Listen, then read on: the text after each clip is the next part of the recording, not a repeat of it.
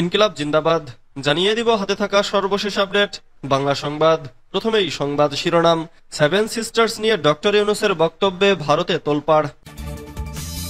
এরপর জানিয়ে দিব সংস্কারের মতো নির্বাচনের মতো চলবে বলেছেন মির্জা ফখরুল। এদিকে ফ্যাসিস্ট মুক্ত বাংলাদেশ যেন কেউ পরিবর্তন করতে না পারে বললেন আমির খসরু।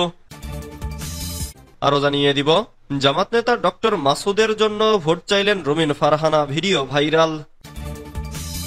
সর্বশেষ জানিয়ে দিব আমি একটা সংগঠন করতাম যেটা বলতে এখন লজ্জা হয় বলেছেন জামাত আমির। এতক্ষণ শুনছিলেন সংবাদ শিরোনাম, এবারে বিস্তারিত। ব্রেকিং নিউজ, সেভেন সিস্টার্স নিয়ে ডক্টর ইউনূসের বক্তব্যে ভারতে তোলপাড়।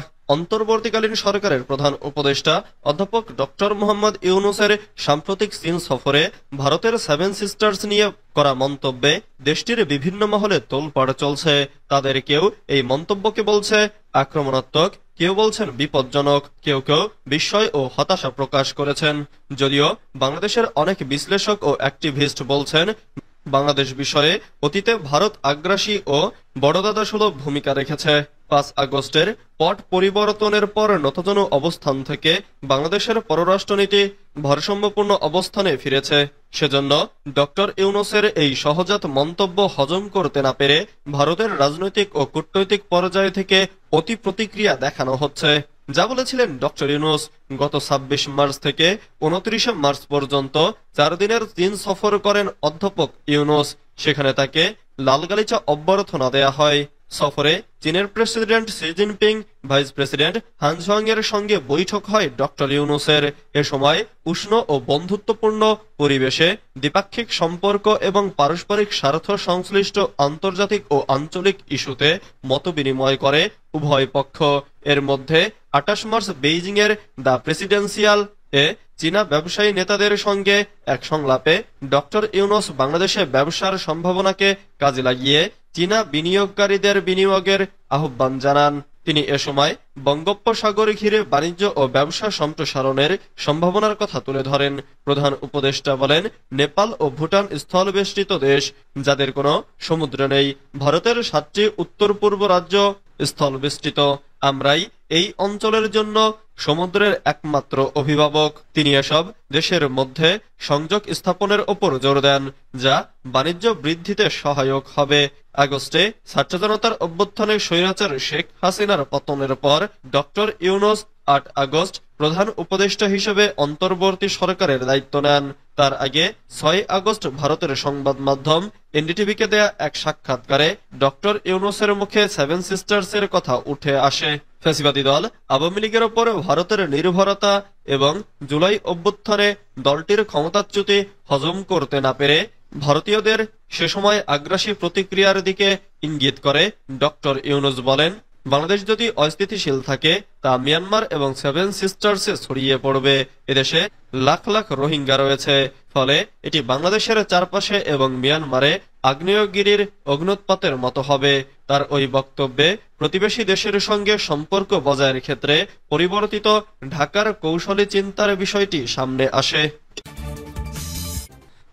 সংস্কারের মতো নির্বাচনের মতো নির্বাচনের মতো চলবে বলেছেন মির্জা ফখরুল। বিএনপি মহাসচিব মির্জা ফখরুল ইসলাম আলমগীর বলেছেন, সংস্কার আর নির্বাচন আলাদা জিনিস নয়। সংস্কারের মতো চলবে, নির্বাচনের মতো চলবে। তাছাড়া সংস্কার প্রস্তাব যথাযথভাবে পর্যালোচনা করেই বিএনপি মতামত দিয়েছে বলেও জানান তিনি। মঙ্গলবার দুপুরে ঠাকুরগাঁওয়ে নিজ বাসভবনে নেতাকর্মীদের সঙ্গে ঈদের শুভেচ্ছা বিনিময় শেষে এসব কথা বলেন বিএনপি মহাসচিব। প্রধান উপদেষ্টার সদ্যসমাপ্ত চীন সফর প্রসঙ্গ তিনি বলেন, আওয়ামী লীগের আমলে চীন একতরফাভাবে একটা দলের সঙ্গে সম্পর্ক রেখেছে, তবে এখন তারা চিন্তা ভাবনা পরিবর্তন করে সব দলের সঙ্গে সম্পর্ক গড়েছে। চীন বাংলাদেশে উৎপাদনে ও উন্নয়নে বিনিয়োগের জন্য যে প্রতিশ্রুতি দিয়েছে সেটা দেশের জন্য আশাবাদের কথা। ফ্যাসিস্ট মুক্ত বাংলাদেশ যেন কেউ পরিবর্তন করতে না পারে বলেছেন আমির খসরু। ফ্যাসিস্ট মুক্ত এই বাংলাদেশ যেন কেউ পরিবর্তন করতে না পারে সেই বিষয়ে সতর্ক থাকার আহ্বান জানিয়েছেন বিএনপির স্থায়ী কমিটির সদস্য আমির খসরু মাহমুদ চৌধুরী। তিনি বলেছেন, একটি শক্তি ক্ষমতায় থাকার জন্য নতুন নতুন পন্থা বের করছে, কিন্তু ফ্যাসিস্টরা দাঁড়াতে পারেনি। এই শক্তিও যাতে দাঁড়াতে না পারে সেজন্য বাংলাদেশের মানুষ প্রস্তুত রয়েছে। মঙ্গলবার 1 এপ্রিল সকালে নেতাকর্মীদের সঙ্গে ঈদের কুশল বিনিময়ের সময় গণমাধ্যম কর্মীদের এসব কথা বলেন তিনি। চট্টগ্রাম নগরের মেহেদীবাগে নিজের বাসভবনে মেজবানের আয়োজন করেন বিএনপির এই নেতা। এ আয়োজনে বিএনপি এর সহযোগী ও অঙ্গ সংগঠনের হাজারো নেতাকর্মী অংশ নেন। তাদের জন্য নানা রকম খাবারের আয়োজন করা হয়। এ সময় সাবেক বাণিজ্যমন্ত্রী আমির খসরু মাহমুদ চৌধুরী বলেন, ফ্যাসিস্ট মুক্ত এই বাংলাদেশ যাতে কেউ পরিবর্তন করতে না পারে, কোনো ফ্যাসিস্ট যাতে না পারে, অন্য কোনো শক্তিও যাতে না পারে। জামাত নেতা ডক্টর মাসুদের জন্য ভোট চাইলেন রুমিন ফারহানা, ভিডিও ভাইরাল। পবিত্র ঈদ উল ফিতর উপলক্ষে রাজনীতিবিদদের অংশগ্রহণের রাজনীতির বাইরে অনুষ্ঠানে ঈদ আড্ডার বিশেষ আয়োজন করে একটি বেসরকারি টেলিভিশন। সোমবার ঈদের দিনেই অনুষ্ঠানটি আয়োজন করা হয়। দীপ্তি চৌধুরীর উপস্থাপনায় এতে বিশেষ অতিথি ছিলেন বাংলাদেশ জামাতে ইসলামীর ঢাকা মহানগরী দক্ষিণের সেক্রেটারি ও ছাত্র শিবিরের সাবেক সভাপতি ডক্টর শফিকুল ইসলাম মাসুদ, বিএনপির আন্তর্জাতিক বিষয়ক সহ সম্পাদক ও সাবেক সংসদ সদস্য ব্যারিস্টার রুমিন ফারহানা, এবি পার্টির সাধারণ সম্পাদক ব্যারিস্টার আসাদুজ্জামান ফুয়াদ ও জাতীয় নাগরিক পার্টির জ্যেষ্ঠ যুগ্ম আহ্বায়ক সামান্তা শারমিন। 36 মিনিটের এই ঈদ আড্ডায় এক পর্যায়ে দীপ্তি চৌধুরী অতিথিদের বলেন, আজকে একটা গেম সেকশন আছে। গেমটা হচ্ছে, একজন যদি আরেকজনের নির্বাচনী ক্যাম্পেইনে অংশ নেন তাহলে কিভাবে প্রচারণা করবেন সেটি এখানে করে দেখাতে হবে। কোন অতিথি কার নির্বাচনী প্রচারণা করবেন সেটিও উপস্থাপক দীপ্তি চৌধুরী ঠিক করে দেন।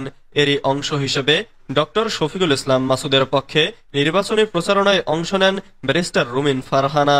এ সময় ব্যারিস্টার রুমিন ফারহানা বলেন, ভাই সব, আগামীর রাজনীতি নতুন রাজনীতি, আগামীর রাজনীতি পরিবর্তনের রাজনীতি, আগামীর রাজনীতি নতুন জেনারেশনের রাজনীতি। সেই জেনারেশনের অতি মেধাবী পিএইচডি ডিগ্রিধারী আমার ভাই ডক্টর মাসুদকে আপনারা ভোট দেবেন, জয়যুক্ত করবেন এবং এলাকার উন্নয়নে আমি আপনাদের গ্যারান্টি দিচ্ছি তিনি অসাধারণ ভূমিকা পালন করবেন।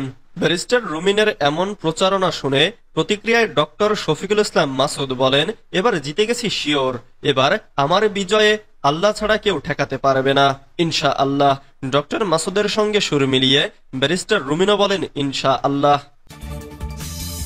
আমি একটা সংগঠন করতাম যেটা বলতে এখন লজ্জা হয়, বলেছেন জামাতে ইসলামীর আমির ও কুলাউড়ার কৃতি সন্তান ডক্টর শফিকুর রহমান। বলেন, জন্মস্থানের একটা মায়া, একটা ভালোবাসা আছে।